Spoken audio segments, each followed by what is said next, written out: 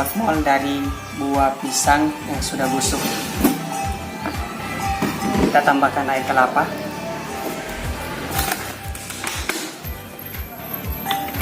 Tambahan air beras.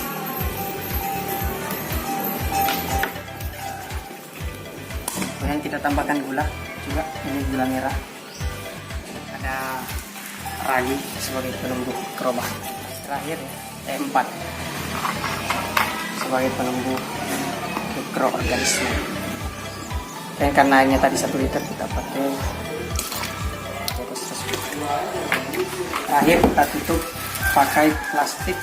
Diusahakan jangan ada rongga keluar. Kita pakai karet. Ini bisa dipakai dari ban bekas sepeda atau ban bekas ban dalam motor.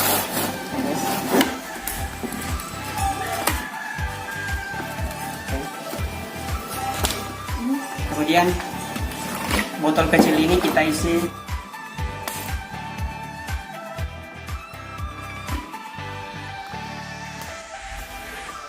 kita tutup rapat dan buatkan lubang oksigen dengan botol kecil berisi air deterjen. Kemudian kita simpan 2-3 minggu, kemudian kita buka. Apabila aroma menyengat pada mol, berarti dikatakan sudah berhasil. Dan contohnya seperti ini.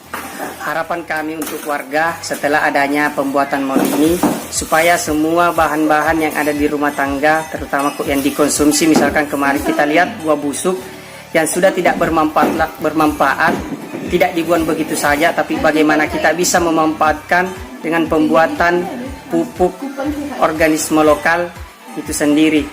Dengan bahan-bahan seperti yang tadi dijelaskan sangat mudah dan bisa sangat berguna dan diaplikasikan apabila ibu-ibu rumah tangga yang misalnya hobi dalam menanam berbagai jenis sayuran, dan itulah aplikasi mol sebenarnya.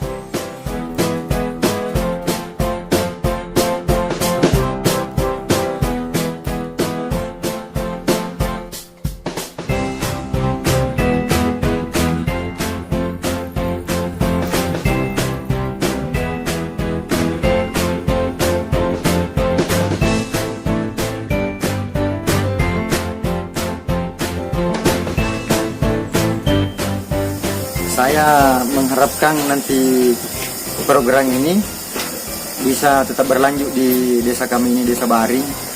Mudah-mudahan bisa menghasilkan nanti inovasi-inovasi baru lagi di tahun 2019 atau 2020. Bagaimana caranya memanfaatkan lahannya masyarakat, baik di samping rumahnya, supaya masyarakat kami bisa diberdayakan, supaya bisa hidup sejahtera.